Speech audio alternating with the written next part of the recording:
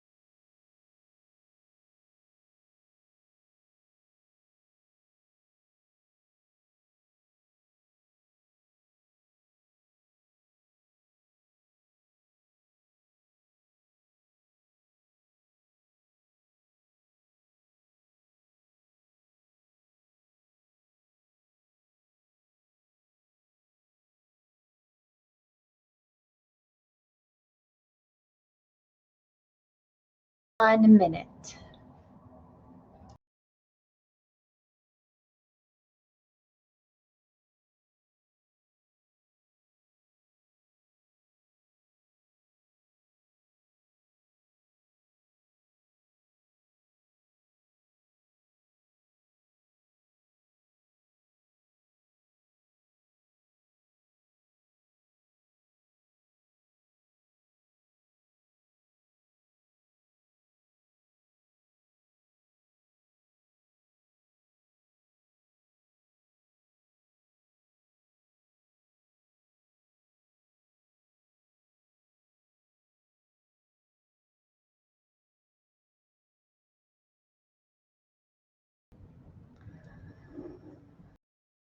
Get started. Welcome again. My name is Marie Gress. This is Dementia Ally Strategies.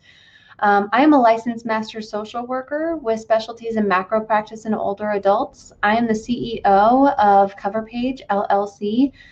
We are a social enterprise that does organization development, and I'm the founder of Wise Cove. That is a professional development networking community for senior center personnel.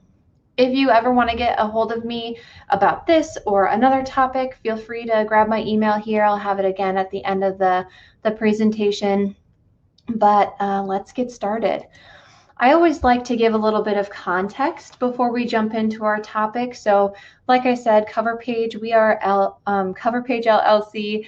We are organization development specialists. So we use systems and strength-based approaches to make improvements across your agency's departments to increase efficiency, effectiveness, and impact. We found over the course of our work, the 3 most common pain points for our organizations tend to be around management and development, narrative and design, technology solutions, and support. Today's conversation around dementia and being an ally in that really goes out to our aging service clients. And we work a lot with senior centers. We have Wise Cove, and that's all for senior center personnel. And so as we think about our clients who have dementia, we're thinking, how can we address the agency culture? You know, what sorts of things can we put in place that is going to make this a more inclusive place for these disenfranchised clients? How can we support clients with dementia? And how can we support our clients who are care partners to someone with dementia? What are some ways that when they bring their loved one to our sites, can they have comfort knowing that they're going to be okay? So our agenda today is starting with a crash course in dementia. And I do this just to make sure that everyone listening, we're all on the same page about what we mean when we're talking about dementia. We all have the same knowledge base when we go into some of the strategies because they're based on a person with dementia's experience. I have some quotes that'll help with some perspective shifting, which will be extremely helpful as we move into the 3 strategies for our services, the 3 ally strategies that I have for you. So when we talk about a crash course in dementia, usually one of the first questions my clients have for me is, what is even happening to my client with dementia? I don't really understand it. I've heard about Alzheimer's and this and that, but tell me what's going on. So dementia is actually an umbrella term, a medical term for cognitive decline, brain deterioration, all of that. What's happening is enough damage is happening to the brain. It depends on the type of dementia, how that damage looks, but that damage is causing shrinkage.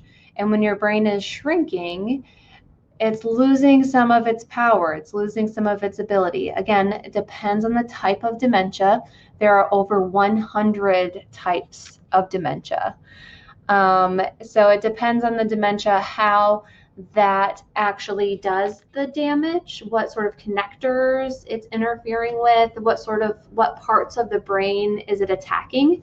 But it's attacking enough to interfere with everyday life. You start seeing the memory lapses. You start seeing the reasoning go and some of those things. Alzheimer's is about 80% of the dementia cases, and that's described as plaques and tangles. So if you think about going to the dentist and they scrape all that plaque off your teeth, which is really gross, but think of plaques kind of as that. They're this gunk and they're gooping up your brain. They're making it so the blood can't flow, things can't talk, and when your brain's not being used or it can't get blood flow, it's going to shrink. That's going to happen. I've already mentioned a couple of the symptoms, but dementia is diagnosed primarily through symptoms. There are some other tests you can do to see what type of dementia you have, but they look at memory, they look at movement, language, judgment, behavior, and reasoning. So while there are many, many types of dementias, some of them can be broken down into these 3 next types I'm going to tell you about. And the first one is reversible. So there's some types of dementia, and really they just call this kind cognitive impairment when it's a reversible thing. So, Sue has been really forgetful lately and a little snappy, and it just sort of seemed to come out of nowhere. So you take her to the doctor. The doctor does a urine sample, and it turns out that Susan has a UTI. UTIs are known for causing some dementia-like symptoms, so they call this a reversible kind. The next one I want to tell you about is secondary dementia. And what that means is there was a primary cause, something happened to this person's body or their brain, and that is causing the dementia. So the primary thing might be the sports injuries and multiple concussions. It could be Parkinson's, ALS. Some of these primary things are causing the dementia as a secondary thing. So that's secondary dementia. And then there's primary dementia. That's what Alzheimer's is and a few other types. But the only presenting thing is dementia, is Alzheimer's. So it's primary. Most types of dementia are progressive and they are incurable. You can slow them down with some treatments. You can make some of the symptoms seem less severe with some of the treatments, but at this point, there is no cure for dementia. What causes it is another really good question. So age is the first predictor. It's the number one predictor. Family history, if your grandparents, if your mom, if dementia has been found in your family, particularly Alzheimer's, you are more likely to get it. There's some dementias they have found even in your DNA. If you are a woman, you are more likely to get dementia. One of the thoughts behind this is that women live longer than men. And if age is the number one predictor and you're living longer, you're getting older, then of course it makes sense that women would be the primary group here as well. And lifestyle is another thing worth mentioning. So sports injuries, I've mentioned before.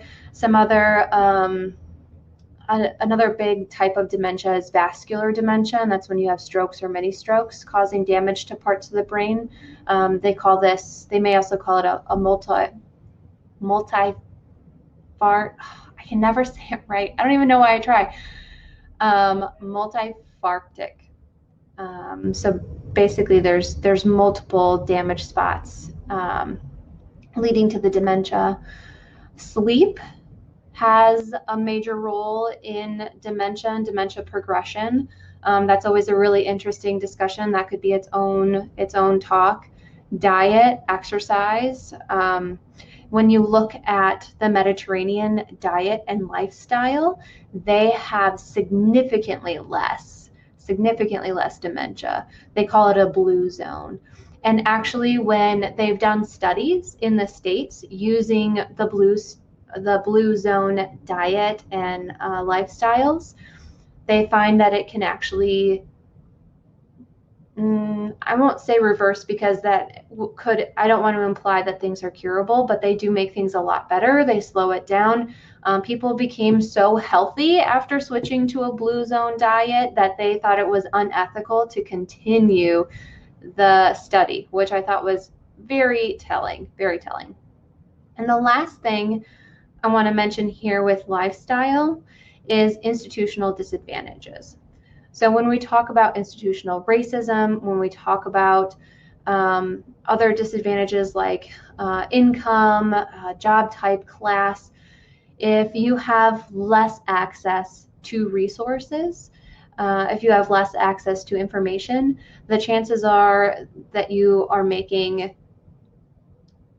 just don't have access to some of the good lifestyle choices, right? So someone with less income might do a caregiver role who doesn't have health insurance, and so they haven't been taking care of themselves appropriately over a number of years.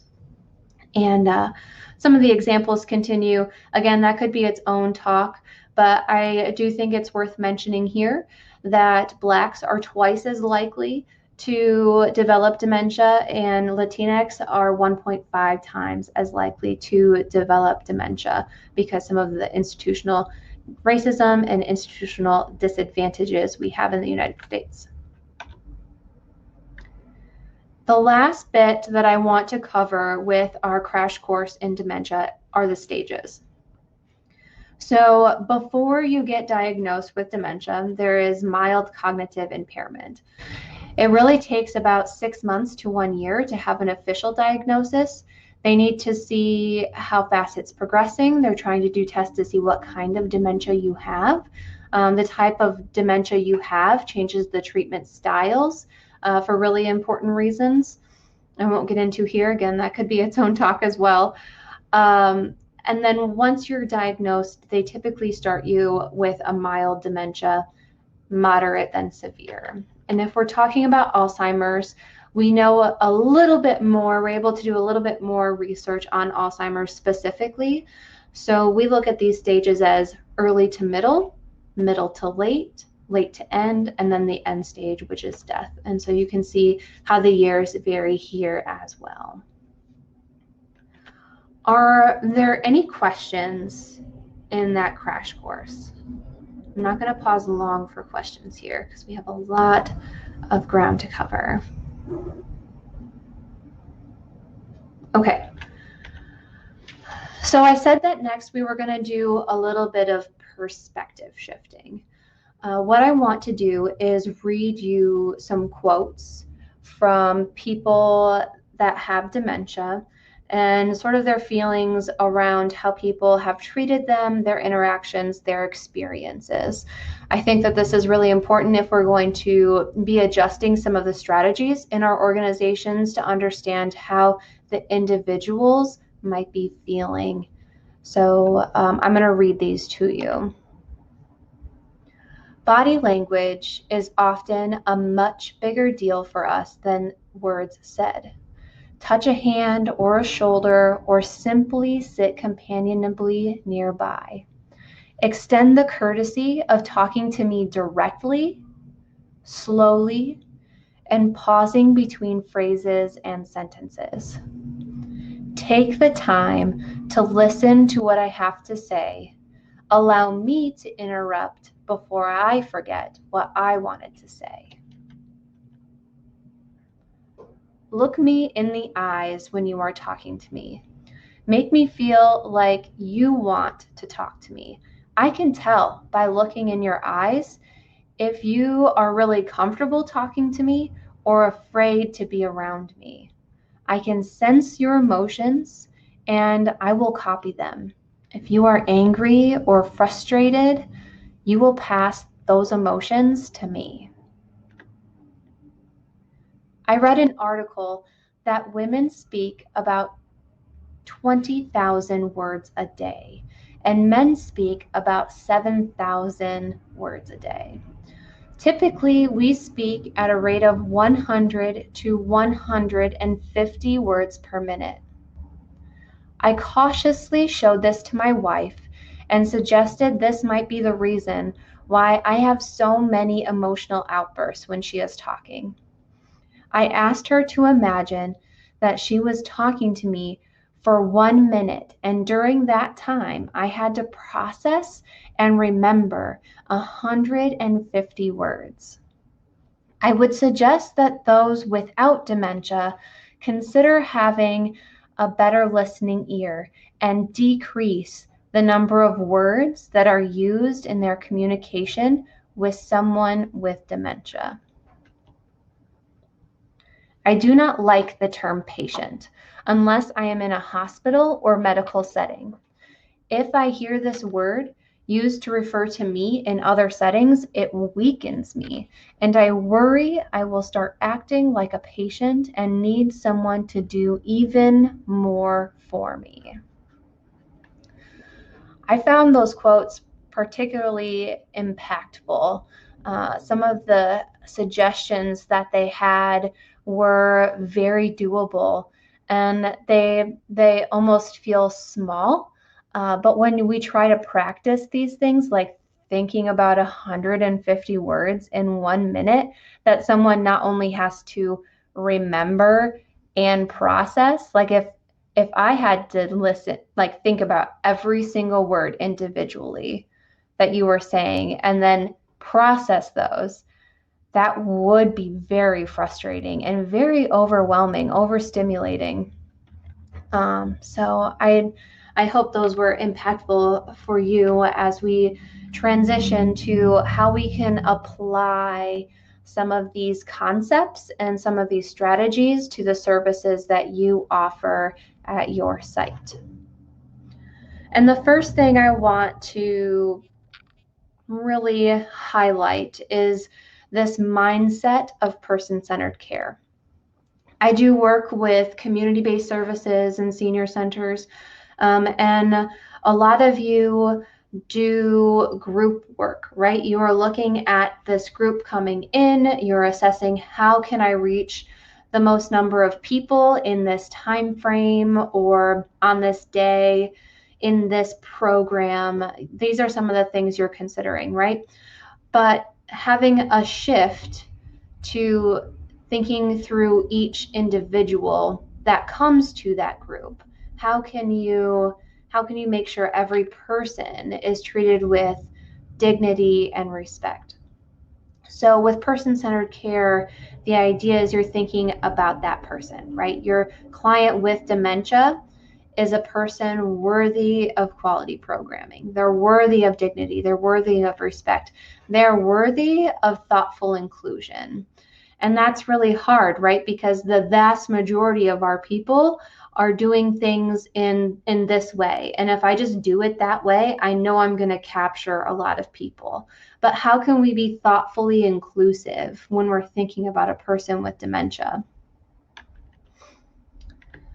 Our goal with person-centered care and being thoughtfully inclusive is to keep these people, our clients, as independent as possible as they're interacting with our services. So that leads me to the first strategy I have for you. Set up the environment for success. Pre-COVID, I would talk a lot about the setup of your room, the interior design, and I'll get there in a minute. But even thinking about the environment that we have online now, how can you be consistent? How can you have a routine? How can it be predictable for the clients interacting with your service? People in general like routine. I don't know about you, but at my time at a senior center, our clients would get flustered if we had to move a program, their exercise program, to a different room.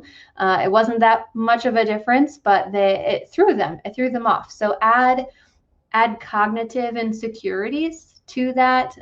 Being consistent as possible is going to help your clients in this way. So thinking about online, some ways to apply this, having your program at the same exact time, posting your program in the same spot every single time. Maybe if you're using Facebook, you're pinning it. We have a virtual senior center, so people consistently know you go to the calendar and then your program pops up. It's just simple, streamlined, easy. You're consistent with how you are setting up even a virtual environment. With interior design, as you think about reinviting people back to your spaces, you want to think about how the setup is, right? So we're already talking about COVID and needing to be 6 to 10 feet apart, et cetera, and how you can set up your room for that. But how can you also set up the room and flow so someone with needs for consistency, like a person with dementia, is going to feel secure when they come in. They know I'm supposed to stop here and then I'm supposed to go there. I'm supposed to do this and then I'm supposed to do that. I really encourage signage with images. As dementia progresses, it's a lot harder to interpret words. Like they see the letters, but it doesn't make up a word to them anymore, or it's a word, but it's not processing well. And then as it progresses even further, the letter might not mean anything to them. But a hand that says stop, I mean, the hand motion, like if you do a red hand that's just up like that, they know what that means. That's something that they can understand. An arrow pointing to a classroom or the direction you want them to go. Those are some things that they can understand. So signage with images. Images are fun too because you can make them lighthearted. You could add colors and smiley faces. Images are just a really nice thing to add to a lot of your signage. Another interesting thing with interior design and people with dementia. So I was saying that the words and letters are hard for them to interpret after a certain point. And actually that's true for objects as well. So when you and I see a curtain, we know we can just go through there. It's like a door to us, right? We can move it out of our way. But someone with dementia, their brain is not processing all of that information. They just see this wall. The curtain is like a wall to them. And just like you and I wouldn't try to walk through this wall here, they're not going to try and walk through that wall there because it looks like a wall. It's not a curtain to them. It looks like a wall. So if you are running any programs specific for people with dementia that they need to stay in a certain space, let's say an adult day service, try using curtains and seeing if that helps with some of your environmental successes.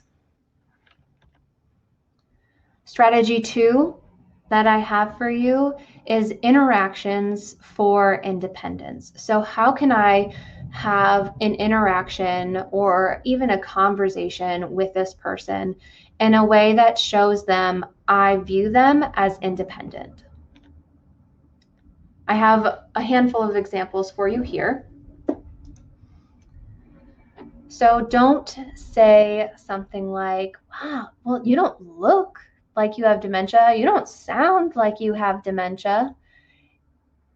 This comes off at, you're meaning it as well-intentioned, right? But it doesn't always come across that way. So instead, try saying something like, how are you doing with that diagnosis? Is there anything the agency can do to support you? If you are acting in a professional setting, I would keep that relationship there as how can the agency help you? I see a lot of times in small nonprofits, it's really easy to be like, well, how can I help you? And you mean the agency, but you don't want them to be just dependent on you, especially if you have multiple services that you provide. How can the agency support you? Actually, that's the wrong spot. We hear that a lot. Someone with dementia puts their keys in the wrong spot. They put their phone in the wrong spot. Maybe they took down a book or an album and they're putting it in the wrong spot. And sometimes it's an okay spot. You would let it go. Other times it might be like the refrigerator or the oven or somewhere that it's not a safe space. So your instinct is to say, nope, that's the wrong spot. Don't put it there. What I want you to try to say instead is, actually, could you put that in this spot instead? I suggest you redirecting them because you're showing, I know that you can put it in this spot. You're not waiting for them to put it down and then you move it, because that could really throw them off. That could send some wrong signals. If you were to do the second piece of advice, just let it go. Don't argue about trivial things. So maybe they put it in the wrong spot. You decide you're not going to say anything. Totally fine. Let it go. After they leave, you can move it back to the spot it needs to be. Again, I say never argue about trivial things because it's just not worth it. They're going to get upset. They're going to feel controlled. They're already having feelings of insecurity around their cognitive ability. And now you're telling them that they're putting it in the wrong spot. And sometimes people just leave it at that. Like, nope, that's the wrong spot. Okay, well, where does it go? Oh, it goes over there. Offer that from the beginning. Actually, can you put it over there instead? It just is a much more independent way to have an interaction with somebody. Remember that time when, or remember when. So instead of saying, remember that time, asking them to remember something with you, again, you're well-intentioned, you're trying to have this shared memory, but what if they don't remember? They could get very upset, hurt, confused, those feelings of insecurity. Instead, say, I remember when I was younger. If you're going to go down memory lane, just say your memory. Just let it be your memory. And if they remember it too, then they can jump in. Oh yeah, I remember that. And then you guys can go back and forth about that. Maybe it was something that happened a week ago, maybe a year ago, maybe something in childhood if you've known each other a long time. But starting off with just, excuse me, I'm so sorry, I remember when I was younger, allows them to either listen and enjoy your memory or to join with you if they do remember it. Saying things like victim of dementia, sufferer of dementia, right? Someone mentioned in one of those quotes, they don't like being called a patient because it makes them feel weak, just like victim and sufferer could. Some things to say instead would be person with dementia, person living with dementia, someone with dementia. Very often we say with dementia. You could just say person. There are instances when you want that qualifier. So people, like in our conversation today, if I'm trying to show you a person with full cognitive ability versus someone with compromised cognitive ability, I'm going to say person with dementia. But in other cases, like, you don't have to say Joe Schmo has dementia every time you refer to him. He could just be a person that you refer to. So trying to think about people that way. Um, Also, some descriptors. Usually, I haven't seen people say these things to someone else's face, but they're typically descriptors that we use in our society when we're talking about somebody who is living with dementia. We might say that they are demented. We might say that they're vacant, that they're an empty shell or fading away. I've heard fading away a lot. And those are not the type of what's the word I'm looking for? Interpretations. They're not the types of meanings and feelings that we want to go with these people.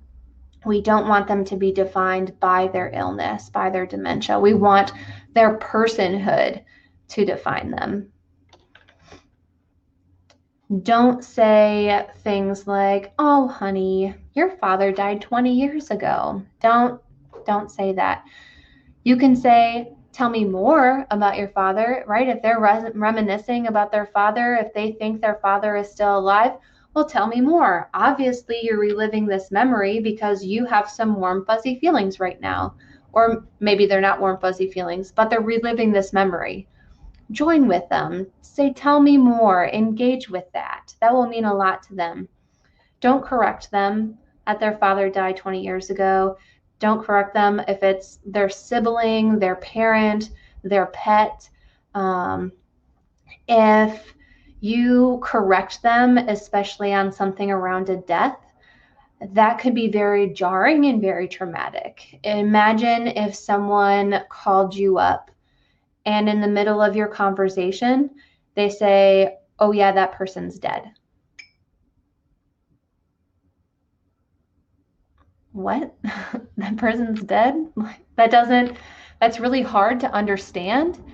And it's such a deep, thing, these memories, these relationships that we have. And so to force someone to remember that when you don't really need to do that. If they're remembering the good things right now, join with them. Also, don't use honey. I talk about that in a lot of my ageism classes. Don't use honey, don't use pet names like that, even if you have an established relationship, and especially if this is a professional relationship that you have with somebody. Use their name, use their preferred name, and if you don't know what exactly they go by, say Mr., Mrs., Miss, ma'am, any of these other things to show them respect. They are not, yeah, especially if it's a professional relationship.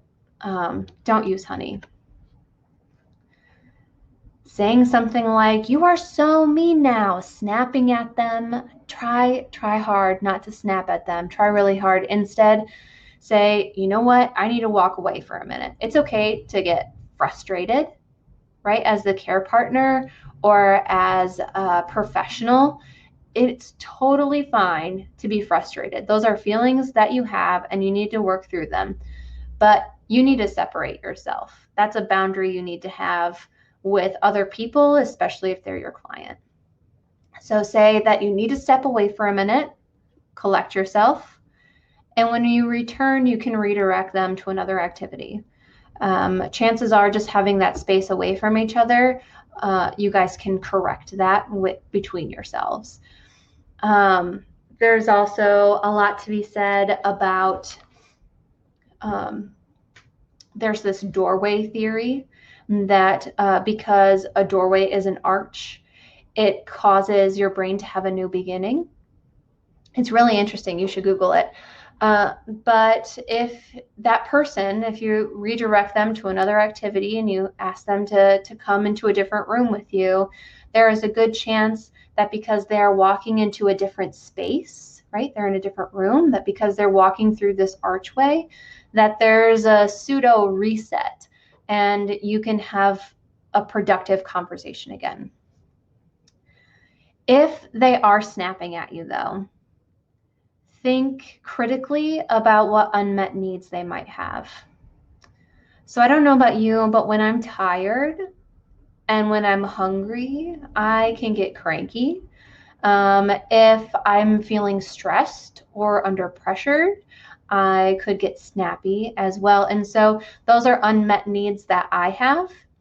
And people with dementia have lots of unmet needs too. Actually, they probably have more than you and me because they don't always know how to express it. And a lot of times we forget to ask because they're adults, and adults should be able to tell us what their needs are. But sometimes they can't. So think critically about their unmet needs. Ask them about pain. So people with chronic pain tend to get a little cranky. I mean, if you had this jabbing pain in your side all the time, is very likely that happens. As someone's aging, they're dealing with arthritis. They're dealing with other joint pains.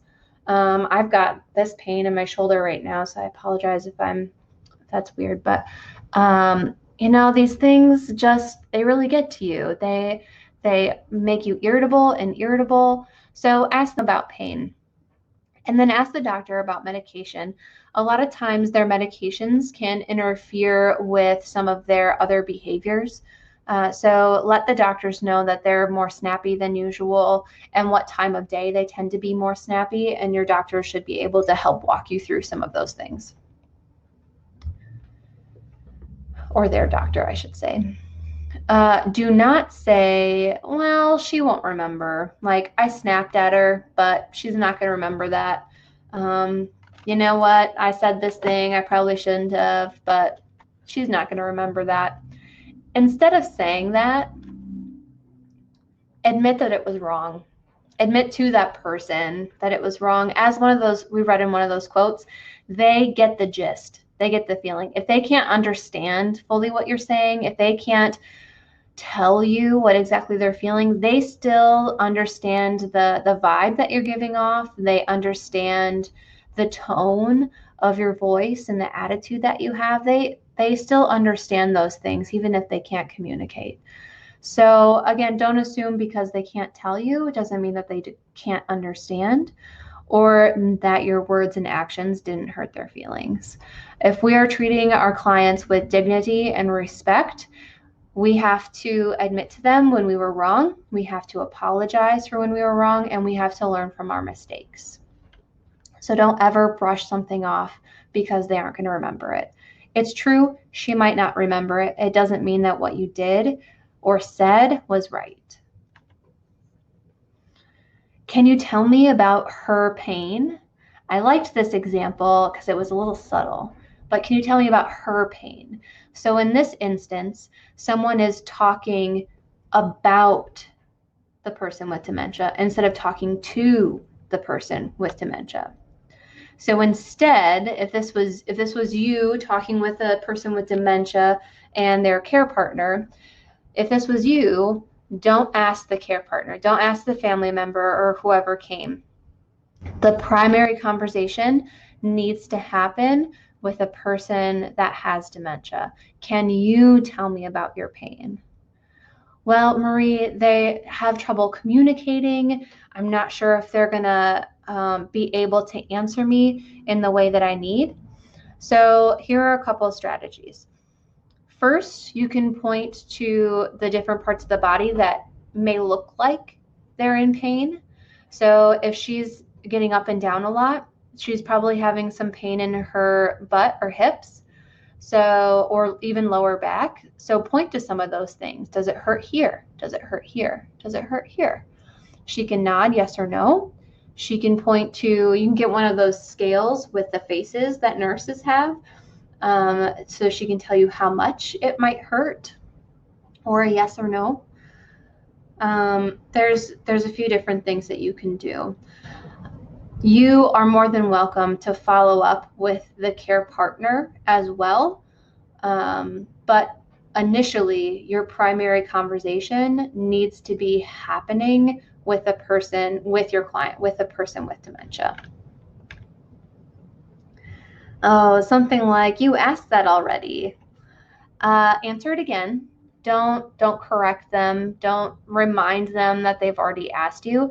If they're asking you again, they don't remember. So just answer it again. What's the harm in answering this question another time, a second time, third, fourth, fifth? What's the harm in it? If it's really something important that they're clearly feeling anxious about, or something like medication that you need them to remember, find some sort of reminder system, like for medication, some sort of alarm system perhaps, or write it down, but then let it go. I've had conversations with people before. There's one in particular before I left to do my cover page work. There was one client who had dementia. It wasn't diagnosed, but it was evident that she had it. About 10 minutes after we started talking, she would start over again completely. So she would ask me about the weather outside. She would say each question exactly like she did before.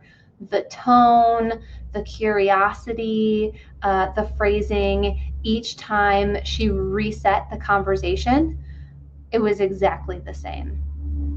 And so, you know what? You go with it. At a certain point, I wasn't going to get any further with our conversation, and I did have other clients I needed to see. So we ended it early. I didn't get all the information I needed. I circled back with her later, and I planned the next time to have shorter conversations with her. If she's going to reset after 10 or 15 minutes, I need to think through my interactions with her in a different way so she can remain as independent as possible. Interactions for independence. A lot of it is just letting it go.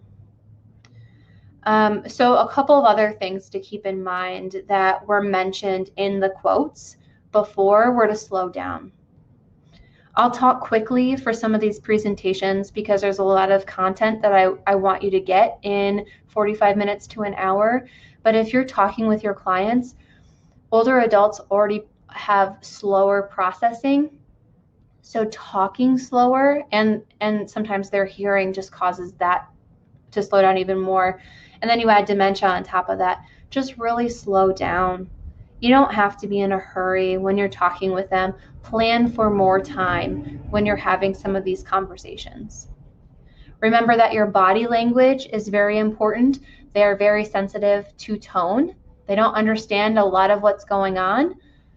So your tone is going to be really important. How your body posture is. I'm open. I'm using an open stance, or I'm using a closed off stance. Those pieces of body language are really important. Facing somebody when you're talking to them, opposed to being looking in the other direction and typing off to the side, right? Those body languages are really important. Explain what you're doing. That's, a lot of what we've talked about during interactions for independence has been about conversations. But let's say you're having a shoulder-to-shoulder kind of activity. They're very interested in what you're doing, and maybe they want to copy you, maybe they want to watch or understand. Explain what you're doing as you're doing it. Maybe you're doing a craft together, you're setting up for bingo. What's the harm in explaining what you're doing? We mentioned a couple times, but let it go and check yourself. So it's very easy to get worked up when it feels like they're just not getting it. You're not getting anywhere. There's no progress. Maybe you start having some feelings of anger, frustration. Maybe you're getting upset when you're working with these clients because someone in your family has dementia and it's really working something up in you. You need to make sure that you're checking yourself, that you're not doing any transference to your clients, and that you're taking care of yourself appropriately. You're putting proper professional boundaries in place. The third strategy I want to talk about, I really broke down into two main examples. So this is crisis response. right? So a lot of what we do in our organizations, we started with setting up our spaces for success, and then how to have good interactions for independence. And this third one, hopefully these never happen, but there's a chance that they might. Angry outbursts and wandering.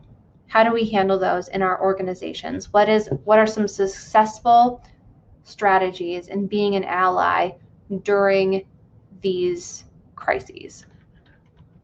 So the first one is angry outbursts. Understand that your people are feeling pretty confused. If they're having an angry outburst, there's a lot of emotions that are all coming up that they don't really know what to do with. And that could be confusion, feeling lost, feeling scared, feeling out of control, feeling controlled, all of those things bottled up, and then they're letting it explode right now. So just take that into consideration when you hear them starting to have an angry outburst. As a staff person, get under their eye level. Not at their eye level, get under it. If you have ever watched Teepa Snow, and if you haven't, I highly recommend her. She's on YouTube, Teepa Snow, Teepa, snow like snow. You get under their eye level because it's a power shift. When someone is angry, they are trying to get across their point to you. They are trying to assert their dominance. So if you get under their eye level, that feels like they've achieved the power that they were looking for when the angry outburst started. So if you get under their eye level, they feel in charge. You let them get the rest of their feelings out. You got to let it get the rest out of their system. Actually, Brene Brown just had on her podcast, I can't remember the two authors, but they wrote a book on the stress cycle. And stress is a physiological response, right? There's physical things that are happening, mental things that are happening. And they studied this stress cycle and needing to complete the cycle in order to be able to move on from that situation. So you have to let your clients get all of their anger out. Let them say all the things that they need to say. You're under their eye level. And then calmly validate their feelings. Validate their feelings, their experience. Wow, Susie, you're so right. You're right. Like, you're totally right to feel that way. I understand that when you say that this is going on. Calmly validate their feelings and their experiences. Then you can redirect them to a new location or a new activity. Susie, you're so right, but you know what? I want to finish having this conversation in the other room. Will you come with me to the other room and we can finish working this out? Giving them that break in pouring out their feelings will be good and healthy for them. We talked a few minutes ago about getting in a new space and walking through an archway. Those can help them pseudo reset. And then also just getting between the two of you can be very helpful for situations like this, for these angry outbursts. So the second crisis response I wanted to talk to you about was getting lost and wandering. So if you are a site that doesn't have any like adult day programs in place, like you're not actively doing dementia services, make sure that you develop, if you're doing aging services at all, make sure that you develop some sort of dementia plan that or training. So you're talking about this angry outburst stuff, you're talking about this wandering stuff, have policies in place so your staff know how to respond if someone has wandered off, because it really is a scary thing to go through. And whenever there's a crisis, to have a list to follow, if there's a tornado, if there's a hurricane, if there's a flood, to know like X, Y, and Z is what I'm supposed to do, it can keep your staff calmer and then your people calmer. So really that would be my first piece of advice, is to make sure you have some sort of policy or training in place for this. If you don't, and this happens, or if you're trying to create one, I suggest immediately calling the care partner. Unless you have some sort of PACE program, adult day program, where you have another protocol already in place, immediately contact the care partner. They are the guardian. They need to know. If you had a loved one who you left in someone else's care, and turns out that they had wandered off and were lost for an hour, they found them. It's okay. No, it doesn't really feel okay. It still feels that's not doing the care partner any service. So make sure you immediately contact the care partner. Know that wandering, this was really interesting when I learned this a number of years ago. Wandering generally follows the direction of their dominant hand. So if someone is right-handed, they tend to wander to the right when they leave your building. If they are left-handed, they tend to wander to the left when they leave your building. If someone is not found within 15 minutes of you noticing that they're lost, you need to call the police and file a missing persons report. The police have protocols in place to respond in these situations. Also, sometimes people have been missing for longer than when we've noticed. So spend just 15 minutes looking in the obvious spots. And if they're not there, call the police. People who wander always tend to go to dangerous places, get lost in the forest, they wander to water, things like that, and they've forgotten how to swim. It just gets really scary really fast. So 15 minutes is the rule of thumb across the industry typically. So that was a lot of information around the strategies. So I want to pause to see if you have any questions at this point. We have about 10 minutes left, and I'll be talking about care partners for a hot second, and then we'll be closing up. So if you have any questions around strategies now, I can take them, or I'll take them at the end. Okay, we'll move on. If you have any questions, put them in the chat, and I'll answer them at the end. So this last bit I want to talk about is care partner support. So if we're talking about being allies to people with dementia, their number one ally already is their care partner. So thinking about how you can do really intentional care partner support. Maybe you are a community garden, a food pantry, and you're here because you know you have a couple of volunteers or clients that have dementia. That's great. Know your network, know places where you can send the care partners and people with dementia to other areas as well. Know the network so you can support them fully. That's just knowing what's out there is a huge resource because they may not be using that network yet. If you are doing aging services, so my senior centers, I'm looking at you. There's a couple of other nonprofits that have joined us today with case management. Care partner mapping is a super interesting concept. It takes echo maps and puts them on steroids. It like fed them a Thanksgiving dinner because now they're like so much bigger. I should have put an image in here for you, but you can Google them. I did a care partner map training with Atlas of Caregiving, so I highly recommend Googling them, looking them up. But so for the eco map, you put the person at the center, right? The person who's receiving care, or maybe if the care partner is your client, you put them at the center. And then you put other circles for family members, friends, church, doctors, things like that, other supports that they have. And you show how they're connected, how strongly they're connected, if the relationship goes back and forth, things like that. With the care partner map, the idea is to show the care partner the network that they have available. all of the people that are supporting them or supporting their supports to make everything that's happening for their loved one work. If you're a member of Wise Cove, I recently published an article on the care partner mapping explaining how to use it. And if any of the rest of you want more instruction on it, please let me know.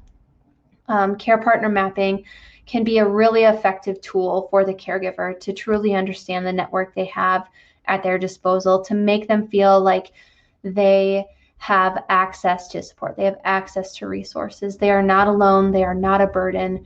There is a village there for them.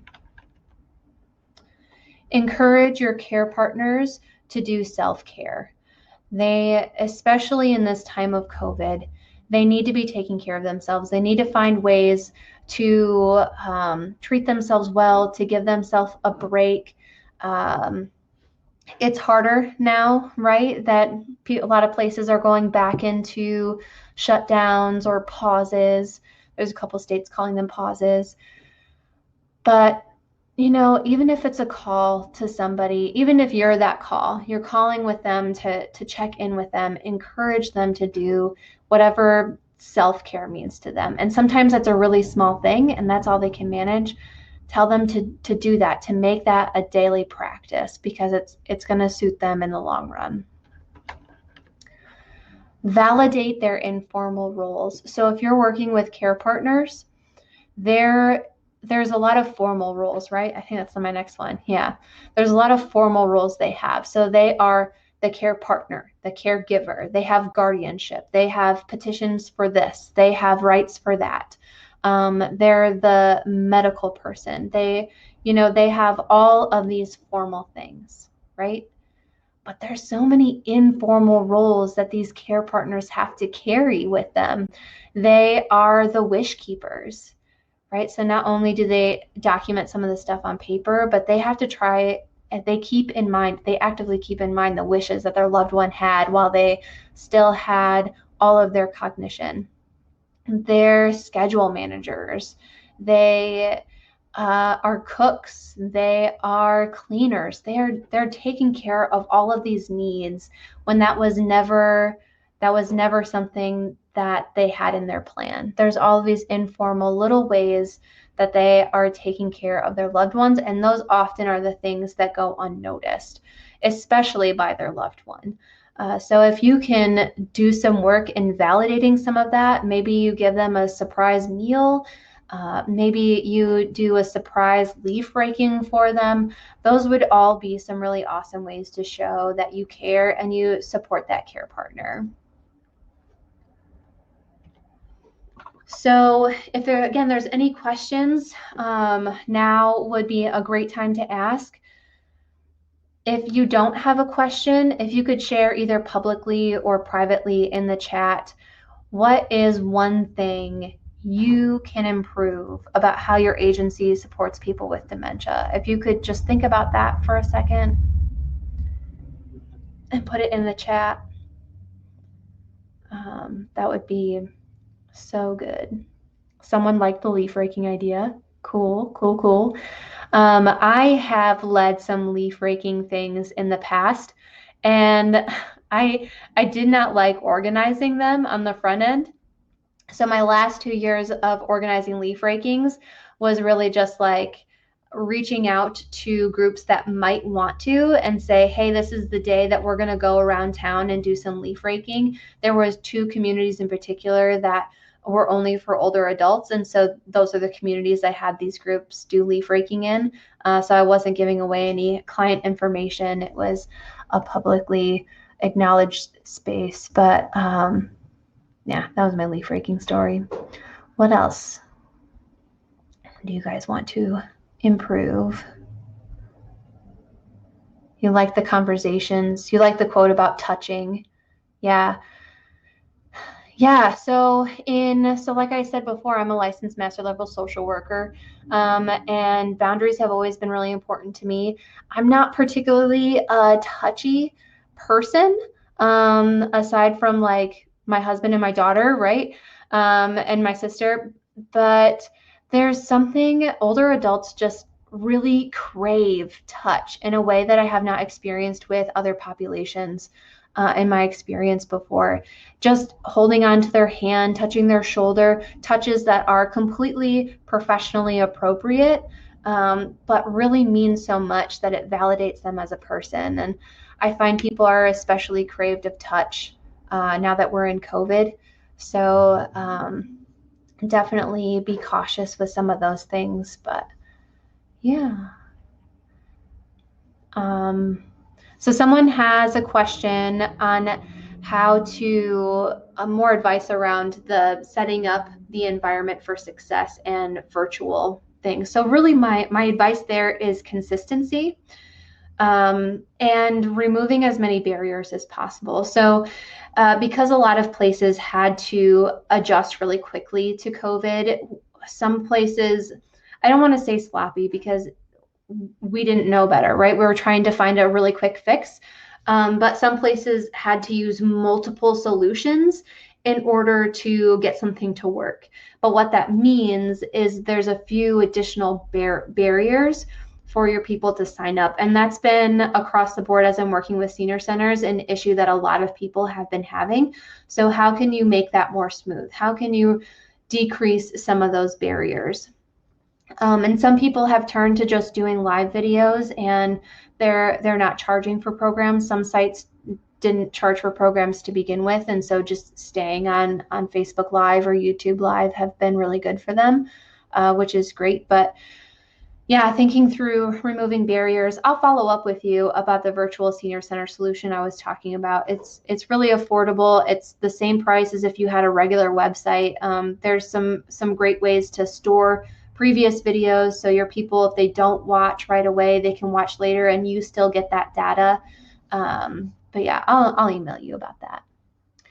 All right, well, we are just about at time. If there's any last questions you have, please drop them in the chat. I'll follow up with you directly. You are going to get this replay.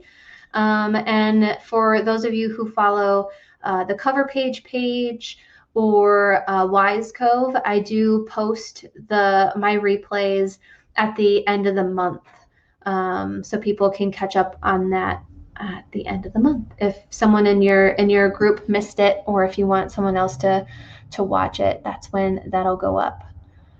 All right, guys, have a great Thanksgiving. If I don't talk to you before then, stay healthy, stay safe.